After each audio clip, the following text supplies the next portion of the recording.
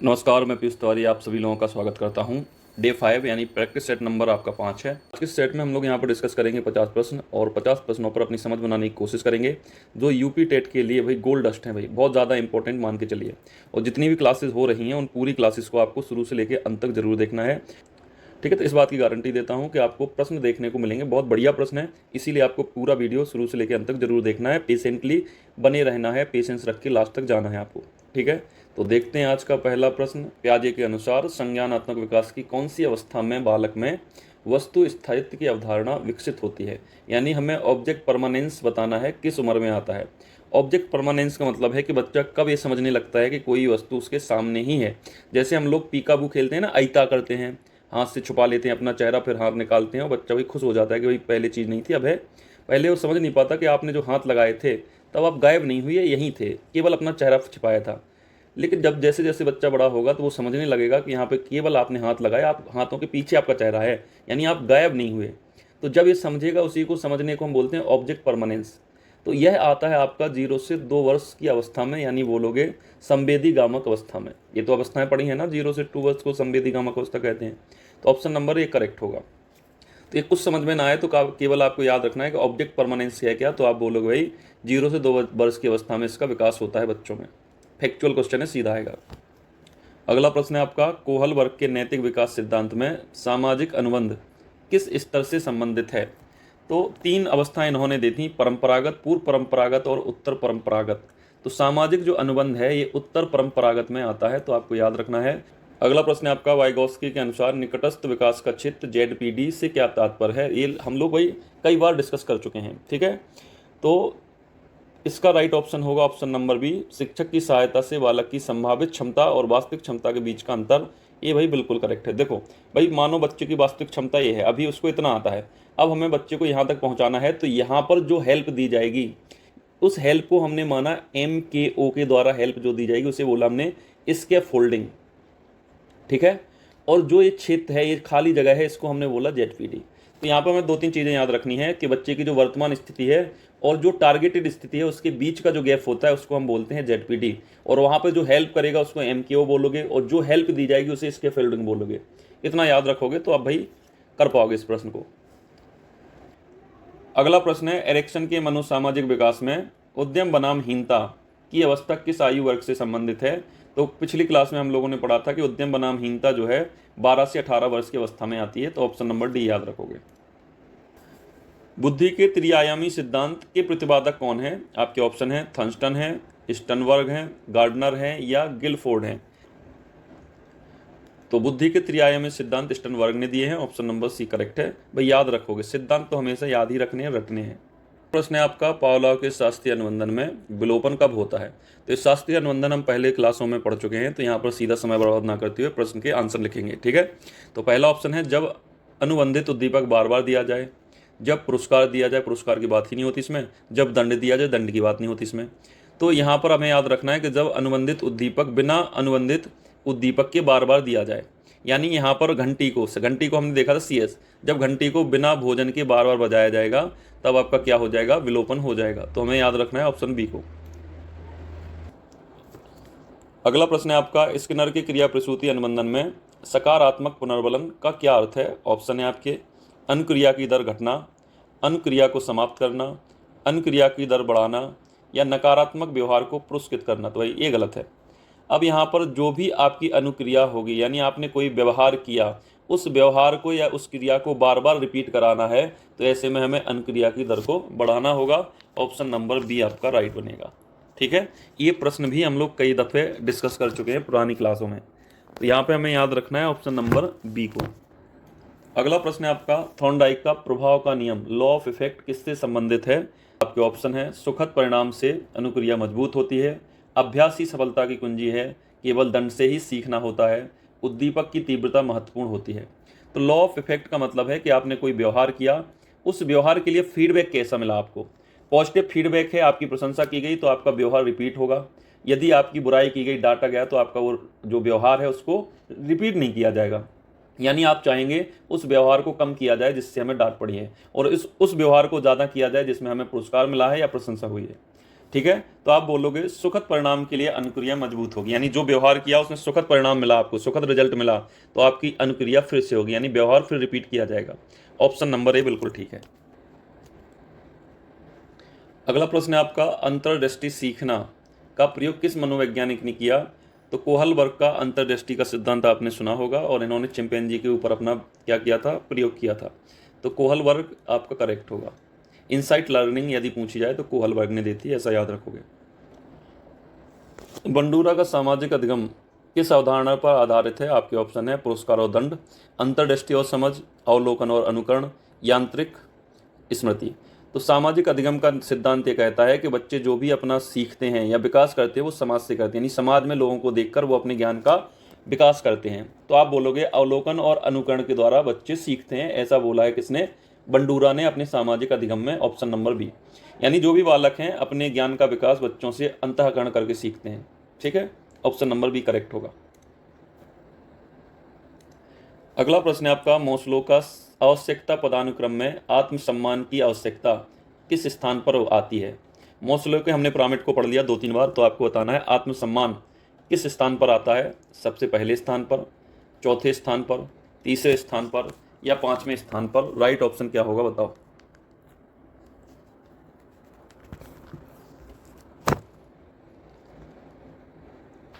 तो भाई मोस्लो का जो पिरामिड था उसमें हम लोगों ने 5 चीज़ें पढ़ी थी भाई, एक बार और देख लो जिससे रिवीजन हो जाए आपका। सबसे पहला था शारीरिक आवश्यकता, जो शरीर की आवश्यकताएं होती हैं, भूख प्यास नींद, ये सब आएंगी सबसे नीचे। फिर उसके बाद सुरक्षा, यहाँ पर हमें सुरक्षा चाहिए। सुरक्षा के ऊपर आता है भाई प्रेम, प्रेम चाहिए व्यक्ति को ही, यदि शारीरिक आवश्यकताएं पूरी हो रही हैं और सुरक्षा उसको मिल रही है तो उसके बाद प्रेम चाहिए। प्रेम के बाद यहाँ पे आता है भाई आत्मसम्मान, यहाँ पर व्यक्ति को सम्मान चाहिए।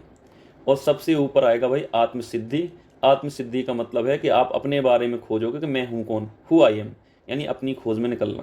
तो आत्मसिद्धि टॉप पर होती है और सम्मान होता है ऊपर से दूसरे नंबर पर, ये हमें याद रखना है भाई। तो ये पूरा पिरामिड याद रखोगे तो ज़्यादा बेहतर है। ठीक है, यहाँ पर हम कोई लाइट कलर लेते हैं, ये शायद आपको दिखे। यहाँ पर 5 पॉइंट याद रखने हैं। सबसे नीचे मोस्लो के पिरामिड में आता है शारीरिक आवश्यकता, फिर दूसरे नंबर पे आता है, नीचे से दूसरे नंबर पे आता है सुरक्षा, फिर नीचे से तीसरे नंबर पे आता है प्रेम, फिर आपका सम्मान, और सबसे ऊपर आत्मसिद्धि।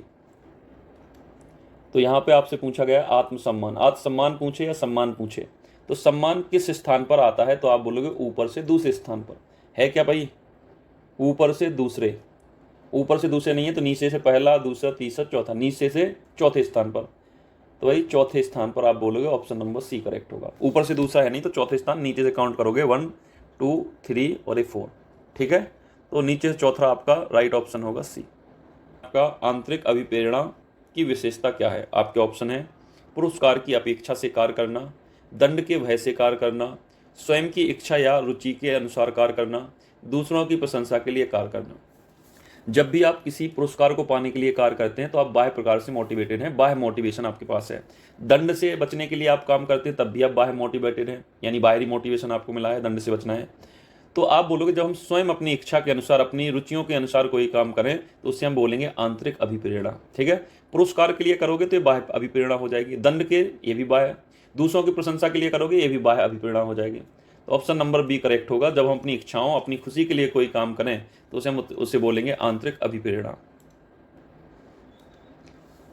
अगला प्रश्न है आपका, मैकलैंड ने किस आवश्यकता को उपलब्धि अभिप्रेरण से जोड़ा? आपके ऑप्शन है सुरक्षा की आवश्यकता, शक्ति की आवश्यकता, उपलब्धि की आवश्यकता, या संबंधन की आवश्यकता। तो मैकलैंड ने उपलब्धि की आवश्यकता को शक्ति और संबंधता की आवश्यकता से जोड़ा। शक्ति एवं संबंधता।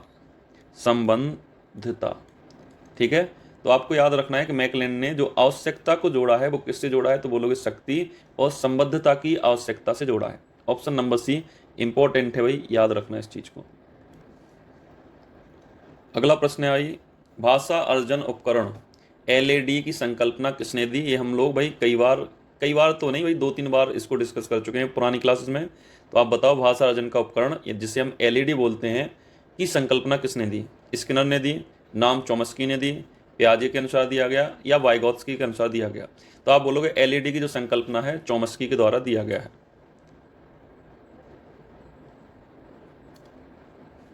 अगला प्रश्न है आपका, पियाजे के अनुसार अहम केंद्रित भाषा किस अवस्था में सर्वाधिक पाई जाती है?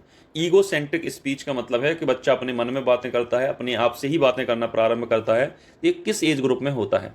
आपके ऑप्शन है संवेदीगामक अवस्था, मूर्त संक्रियात्मक अवस्था, पूर्व संक्रियात्मक अवस्था या औपचारिक संक्रियात्मक अवस्था। आपका राइट ऑप्शन क्या होगा बताएं। तो आप बोलोगे 2 से 7 साल की उम्र में ये स्पीच, यानी इसको ईगोसेंट्रिक स्पीच बोलते हैं, चालू कर देते हैं बच्चे और खुद में ही बातें करते, खेलते रहते हैं, खुद से ही बातें करते रहते हैं। तो ये आता है आपका पूर्व संक्रियात्मक अवस्था में। ये ए ना दिया हो तो आपको याद रखना है 2 से 7 वर्ष की आयु में ये ईगोसेंट्रिक स्पीच बच्चों में आ जाता है। अगला प्रश्न है आपका, आरटीई अधिनियम 2009 की किस धारा के अंतर्गत विशेष आवश्यकता वाले बच्चों को निःशुल्क एवं अनिवार्य शिक्षा का प्रावधान किया गया है? भाई तो धारा बतानी है, किस धारा में। इससे पहले हम बता चुके हैं कि भाई निःशुल्क एवं अनिवार्य शिक्षा किस अनुच्छेद में जोड़ी गई, तो आप बोलोगे 21A में जोड़ी गई। किस संविधान संशोधन के द्वारा जोड़ी गई, तो 86वें संविधान संशोधन के द्वारा इसको जोड़ा गया। ये दोनों चीजें बेहद इंपॉर्टेंट है, ये भी याद रखोगे। अब तो निःशुल्क एवं अनिवार्य शिक्षा धारा 3 में वर्णित है, ये हमें याद रखना है। ये हमने अभी पहली बार इसको आज डिस्कस किया है, तो इंपॉर्टेंट बनेगा, याद रखना। बाकी 21 से और 86वें संविधान संशोधन के द्वारा इसे जोड़ा गया और धारा 3 में इसका वर्णन किया गया है। ठीक है।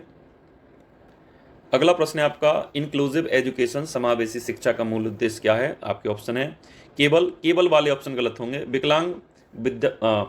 विकलांग बच्चों के लिए अलग विद्यालय की बात नहीं करता है। सभी बालकों को उनकी विविधता के साथ समन्वय कक्षा में शिक्षित करना, भाई यही ऑप्शन ठीक है। सभी बालकों को उनकी विविधता के साथ समान कक्षा में शिक्षित करोगे, यही उद्देश्य किसका है? समावेशी शिक्षा का है। ठीक है, तो ऑप्शन नंबर बी करेक्ट होगा। भाई इसमें ऑप्शन ऊपर नीचे हैं, ए यहाँ पर भी, तो बी ऑप्शन आपका करेक्ट होगा। आपका विशेष आवश्यकता वाले बालक की श्रेणी में कौन आता है?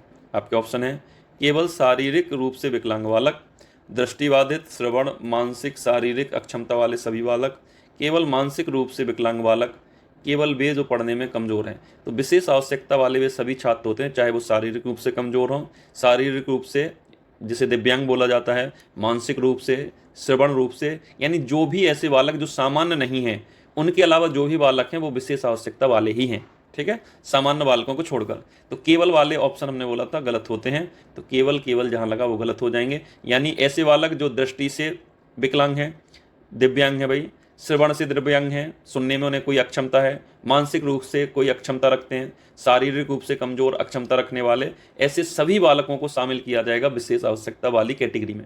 तो ऑप्शन नंबर यहाँ पर सी करेक्ट होगा। अगला प्रश्न है आपका, डिसलेक्सिया से पीड़ित बालक में मुख्य कठिनाई किसमें होती है? डिसलेक्सिया हमने अभी पढ़ा था, कोई लिखने पढ़ने में जो भी दिक्कत आएगी वो डिसलेक्सिया कहलाएगा। ऑप्शन नंबर बी यहाँ पे ठीक है। गणित से संबंधित आपने डिसकैलकुलिया देखा था, डिसकैलकुलिया, और बोलने में डिसफेजिया बोलते हैं हम इसको, dysphagia. IEP individualized education program का उद्देश्य क्या है? इंडिविजुअलाइज्ड का मतलब है कि हर बच्चे को उसकी आवश्यकता के अनुसार शिक्षा देना, यानी उसकी रुचियों को ध्यान में रख के, उसकी क्षमताओं को ध्यान में रख के उसे शिक्षा देना, ऐसा ये प्रोग्राम हमें कहता है। ठीक है, तो इसका ऑप्शन क्या है? सभी छात्रों के लिए एक समान। भाई जब इंडिविजुअल की बात हो रही, सबकी अलग अलग क्षमताएं हैं, सबकी अलग अलग रुचियां हैं, तो एक समान पाठ्यक्रम भाई काम नहीं करेगा। ठीक है, केवल प्रतिभाशाली छात्रों के लिए योजना, भाई केवल जहां लग जाए वो भी गलत हो जाएगा। शिक्षकों के लिए प्रशिक्षण की योजना, भाई शिक्षकों के लिए प्रशिक्षण की योजना ये नहीं है, ये है प्रत्येक विशेष बालक की व्यक्तिगत जरूरतों के अनुसार शिक्षण योजना बनाना। तो यहाँ पे हमने इंडिविजुअलाइज एजुकेशन पॉलिसी देखा, प्रोग्राम देखा, तो इसका मतलब यही है कि हर एक व्यक्ति की ज़रूरतों के अनुसार शिक्षा प्लान करनी है। भाई बच्चे की रुचि किस में है, बच्चे की क्षमता क्या है, उसी के अनुसार हमें क्या करना है, टीएमएल यूज करना है, शिक्षण विधियों का उसी के अनुसार प्रयोग करना है, और पाठ्यक्रम भी उसी के अकॉर्डिंग रखना है। ऐसा नहीं कि भाई तुम्हारे हिसाब से पाठ्यक्रम बहुत अच्छा रख दिया, बच्चे को इंटरेस्ट नहीं आ रहा उसमें, तो ऐसा नहीं करना। ठीक है, ऑप्शन नंबर बी करेक्ट होगा। अगला प्रश्न है आपका, माइक्रो टीचिंग का प्रारंभ कहाँ से हुआ? इंपॉर्टेंट है भाई, याद रखना।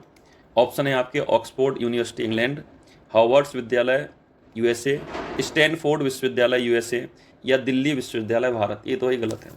तो माइक्रो टीचिंग का जो प्रारंभ हुआ वो आपको याद रखना है, स्टैनफोर्ड विश्वविद्यालय यूएसए से हुआ। और कब हुआ? तो आप बोलोगे भाई 1963 से। ठीक है, या 1963 में इसका शुभारंभ किया गया था। तो ऑप्शन नंबर बी बिल्कुल ठीक होगा, स्टैनफोर्ड विश्वविद्यालय। अगला प्रश्न है आपका, माइक्रो टीचिंग में एक पाठ की अवधि कितनी होती है? भाई इंपॉर्टेंट है, जिस सारे प्रश्न आपके इंपॉर्टेंट है सूक्ष्म शिक्षण पर बेस्ड जो भी हैं। आपके ऑप्शन है 5 से 10 मिनट, 40 से 45 मिनट, 20 से 30 मिनट और 60 मिनट। तो सूक्ष्म शिक्षण में एक सप्ताह आमतौर पर 5 से 10 मिनट चलता है, केवल ये याद रखना है, इंपॉर्टेंट है भाई। ठीक है, माइक्रो टीचिंग में जो टाइम पीरियड होता है वो 5 से 10 मिनट का होता है। ठीक है, इसी अंतराल में व्यक्ति शिक्षण करता है, फिर फीडबैक लेता है, फिर जो भी फीडबैक मिलता है उसके अनुसार फिर से शिक्षण विधि का चयन करेगा, फिर बच्चों को पढ़ाएगा। ये क्रम चलता रहता है। तो केवल आपको याद रखना है कि पाठ की अवधि कितनी होगी, तो बोलोगे भाई 5 से 10 मिनट होगी। ठीक है, आगे अगला प्रश्न है, माइक्रो टीचिंग में एक कक्षा में कितने छात्र होते हैं? तो माइक्रो टीचिंग में छात्र भी कम होते हैं भाई, 5 से 10 छात्र होते हैं और पाठ कितनी देर चलता है? 5 से 10 मिनट चलता है। तो भाई ऑप्शन नंबर ए करेक्ट होगा। 5 से 10 छात्रों की संख्या इसमें रखी जाती है, ज़्यादा भीड़ भाड़ नहीं रखी जाती। तो ऑप्शन ए करेक्ट होगा। माइक्रो टीचिंग का चक्र साइकिल किस क्रम में होता है? तो आपको याद रखना है भाई, एक क्रम हमें याद रखना है कि सबसे पहले लेसन प्लान बनाया जाएगा, फिर शिक्षण किया जाएगा, पढ़ाया जाएगा, 5 से 10 मिनट पाठ पढ़ाया जाएगा, फिर उसके बाद फीडबैक लिया जाएगा, प्रतिपुष्टि ली जाएगी, फिर से क्या करेंगे हम, पाठ योजना का चयन करेंगे, फिर पुनः शिक्षण करेंगे। ये क्रम है। तो राइट ऑप्शन इन सब में क्या होगा, देखिए आप बताएं जिस चीज़ को आप पढ़ा रहे हैं। ठीक है, यानी बार बार 5-5, 10-10 मिनट चीज़ों को पढ़ाना, फिर बच्चों से पूछना बच्चों ने कितना सीखा, उसके अनुसार फिर से क्या करेंगे, हम शिक्षण करेंगे। तो ये तब तक रिपीट किया जाएगा जब तक बच्चों को भाई वो चीज़ें समझ में ना आ जाएं। तो ऑप्शन नंबर बी करेक्ट होगा।